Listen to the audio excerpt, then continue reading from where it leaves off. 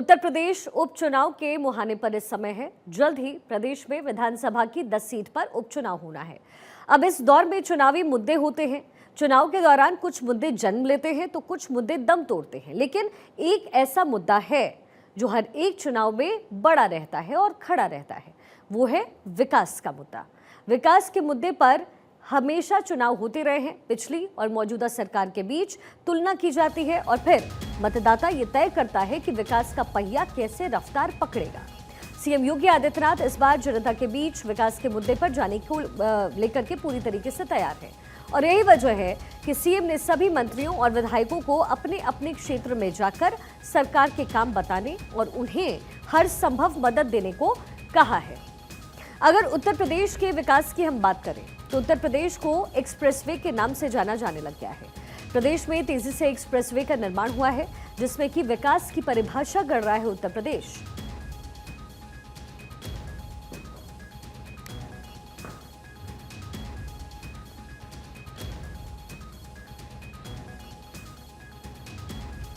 उत्तर प्रदेश में आर्थिक सीमाओं का विस्तार किस तरीके से हुआ है और एक्सप्रेसवे हमने क्यों कहा, क्योंकि अगर रनिंग एक्सप्रेसवे की बात करें अब उत्तर प्रदेश में तो बुंदेलखंड एक्सप्रेसवे 296 किलोमीटर का नया बना है। इसके साथ ही आगरा लखनऊ एक्सप्रेसवे 302 किलोमीटर का बनाया गया। यमुना एक्सप्रेसवे 165 किलोमीटर का बनाया गया है। नोएडा ग्रे एक्सप्रेसवे, इसके साथ ही दिल्ली मेरठ एक्सप्रेसवे 96 किलोमीटर का बनाया गया है। तो आर्थिक सीमाओं का विस्तार कैसे उत्तर प्रदेश में हुआ है, ये हमने तस्वीरों में देखा है और कहीं ना कहीं यही वो मुद्दे हैं जिसमें इस बार उपचुनाव बीजेपी लड़ने को तैयार उत्तर प्रदेश में है। योगी आदित्यनाथ के कामकाज की समीक्षा लगातार योगी खुद कर रहे हैं और अब इसी मुद्दे पर उपचुनाव लड़े जाएंगे।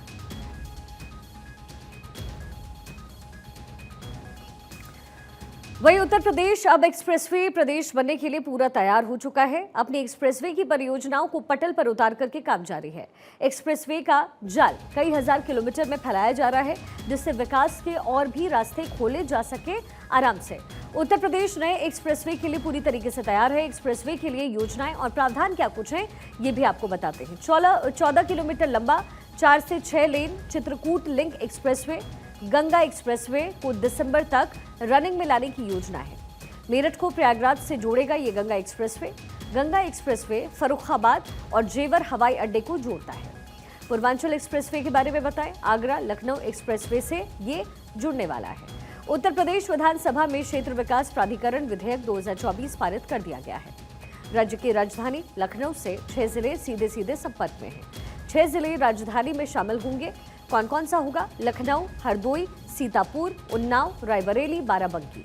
अब ये जो सभी जिले हैं उनका 27,826 वर्ग किलोमीटर क्षेत्र है। राजधानी में इसको शामिल किया जाएगा। अब अगर बात की जाए रिंग रोड की, इन परियोजनाओं की, तो प्रदेश के लिए 2 रिंग रोड परियोजनाओं को मंजूरी दे दी गई है, जो कि केंद्र की मोदी सरकार ने दी। और अब इससे फायदा क्या होगा ये भी हम आपको बताते हैं। 2 रिंग रोड परियोजनाओं पर केंद्र की हाँ हुई है। एक है अयोध्या रिंग रोड, जो कि 68 kilometre 4 lane highway hybrid immunity model होगा, यानी इसे HAM के नाम से जाना जाएगा। 3,935 करोड़ रुपए की लागत से इस परियोजना को बनाया जाएगा। दूसरा रिंग रोड है कानपुर रिंग रोड। इसमें EPC मोड पर 3,298 करोड़ रुपए की लागत से ये परियोजना तैयार की जाएगी। 47 किलोमीटर लंबी 6 लेन का ये हाईवे होगा। ये परियोजना है शकेरी एयरपोर्ट तक। तकरीबन 1.5 किलोमीटर लंबी स्ट्रिप भी इसमें शामिल रहेगी। दोनों हाई स्पीड कॉरिडोर पर 120 किलोमीटर प्रति घंटे की गति निर्धारित रहने वाली है। तो ये 2 रिंग रोड है जो उत्तर प्रदेश में इस समय प्रस्तावित है। वहीं ये उत्तर प्रदेश को $1 ट्रिलियन की अर्थव्यवस्था में बदलने और राज्य को देश के शीर्ष राज्यों में से एक स्थापित करने की राज्य सरकार की बड़ी योजना है। एक्सप्रेसवे को स्मार्ट बनाने के उपाय के तहत भी सरकार ने मौजूदा एक्सप्रेसवे पर अत्याधुनिक सुविधाएं स्थापित करने की योजना बनाई। इन सुविधाओं से यात्रियों की सुविधा में सुधार होगा और इसके साथ ही रसद आंदोलनों की सुरक्षा और निगरानी और ज्यादा बढ़ेगी। ट्रैफिक मैनेजमेंट कमांड सेंटर यानी कि TMCC स्थापित इस पे किया जाएगा। TMCC स्थापित कैसे होगा ये भी बताते हैं। बुंदेलखंड एक्सप्रेसवे के लिए कई योजनाएं ITMS बनाने के लिए तैयार है। कार्य योजना एक्सप्रेसवे पर TMCC स्थापित किए जाएंगे। इसके साथ ही graphics, display, internet, SMS server, fibre channel halt और यूएसबी जॉबस्टिक नियंत्रित जो PTZ कैमरे हैं वो होंगे। कर्मचारियों के लिए biometric, fingerprint scanner, machine search protection device, lightning, इसके साथ ही present protection unit, GPS tracker सहित 890 कैमरों का संचालन होगा। कैमरे सोलर से चलेंगे और एक बार चार्ज करने पर 96 घंटे तक ये निरंतर चलते रहेंगे। गोरखपुर लिंक एक्सप्रेसवे की बात अगर की जाए तो ये भी जल्द ही बनकर के तैयार होने वाला है। गोरखपुर लिंक एक्सप्रेसवे किस तरीके से रहेगा ये भी बताते हैं आपको। गोरखपुर लिंक एक्सप्रेसवे के जल्द चालू होने की उम्मीद है। एक्सप्रेसवे का 97% से अधिक काम पूरा हो चुका है। गोरखपुर को पूर्वांचल एक्सप्रेसवे के माध्यम से कई जिलों से जोड़ा जाएगा। लखनऊ, आगरा और दिल्ली से जोड़ने वाला हाई स्पीड एक्सप्रेसवे गोरखपुर क्षेत्र में व्यापक विकास को बढ़ावा मिलने की उम्मीद होगी। विकास केंद्रों और कृषि क्षेत्रों को राष्ट्रीय राजधानी से जोड़ेगा। राज्य सरकार क्षेत्र में विकास कार्यों के लिए हर कदम उठा रही है इस समय। उत्तर प्रदेश की अर्थव्यवस्था दिन प्रतिदिन जो है इस समय बढ़ती जा रही है और इसका सक्रिय योगदान जो है वो भी देखने को मिल रहा है। रोजगार के अवसर पैदा करने के लिए MSME की दूसरे सबसे बड़े क्षेत्र के रूप में क्षमता को पहचानते हुए उत्तर प्रदेश में योगी आदित्यनाथ सरकार 2017 में राज्य में MSME क्षेत्र को पुनर्जीवित करने के लिए गंभीर प्रयास कर रही है। अंतर्राष्ट्रीय MSME दिवस के मौके पर मुख्यमंत्री ने इस क्षेत्र के महत्व को बताया और टिप्पणी की कि ये क्षेत्र उत्तर प्रदेश के विकास की रीढ़ है। उत्तर प्रदेश में 9.6 मिलियन से अधिक MSME इकाइयां हैं। 2017 में राज्य भारत की छठी सबसे बड़ी अर्थव्यवस्था थी। MSME को बढ़ावा देने के उद्देश्य से किए गए उपायों ने राज्य की शीर्ष रैंकिंग में महत्वपूर्ण प्रगति की है। उत्तर प्रदेश ने अंतर्राष्ट्रीय व्यापार शो में अपने MSME उत्पादों को सफलतापूर्वक प्रदर्शित किया।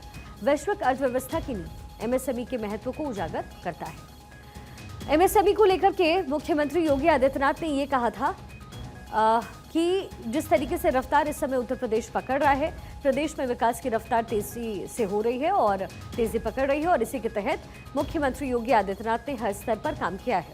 मुख्यमंत्री ने MSME इकाइयों को बैंकों के जरिए तकरीबन 20,000 करोड़ रुपए के लोन वितरण का शुभारंभ किया। झांसी में प्रतिज्ञा पार्क का उद्घाटन हुआ। रैंप योजना का शुभारंभ हुआ। औद्योगिक केंद्रों में फ्लैटेड फैक्ट्रियों परिसर का निर्माण हुआ। सरकार अंतर्राष्ट्रीय व्यापार शो भी आयोजित करती रही है। पिछले साल शो में 70,000 खरीदार आए और इस साल बढ़ोतरी होने की भी उम्मीद उत्तर प्रदेश में जाहिर की जा रही है। इसके साथ ही तेजी से आर्थिक विकास और पर्यावरण प्रदूषण से निपटने के लिए भी अपनी पहल को आगे बढ़ाता हुआ इस समय उत्तर प्रदेश नजर आ रहा है। योगी सरकार लखीमपुर में बायो प्लास्टिक पार्क बनाने जा रही है। 2000 करोड़ रुपए के निवेश से बायो प्लास्टिक पार्क स्थापित करने का ऐलान किया जा चुका है। 1000 हेक्टेयर में बायो प्लास्टिक पार्क बनाया जाएगा। पार्क के निर्माण में 2000 करोड़ रुपए का निवेश होगा। गोला गोकर्ण नाथ तहसील के कुंभी गांव में एक पार्क बनेगा। पार्क के विकास के लिए UPEIDA नोडल एजेंसी नियुक्त किए जाएंगे। लेकिन बायो प्लास्टिक होता क्या है ये भी आपके लिए समझना जरूरी है। बायो प्लास्टिक एक तरीके का प्लास्टिक होता है। मकई, सूरजमुखी या फिर चुकंदर जैसी जो सामग्री है उससे इसे तैयार किया जाता है, जिसे प्राकृतिक प्लास्टिक भी कहा जाता है। ये जल्द से जल्द जो है पूरी तरीके से बायोडिग्रेडेड हो जाता है, जिससे पर्यावरण प्रदूषण कम होता है। तो इसको लेकर के उत्तर प्रदेश इस समय तैयारी कर रहा है। साथ ही पैकेजिंग, रेडीमेड गारमेंट्स और इलेक्ट्रॉनिक्स, इस क्षेत्र में भी उत्तर प्रदेश तेजी से काम कर रहा है।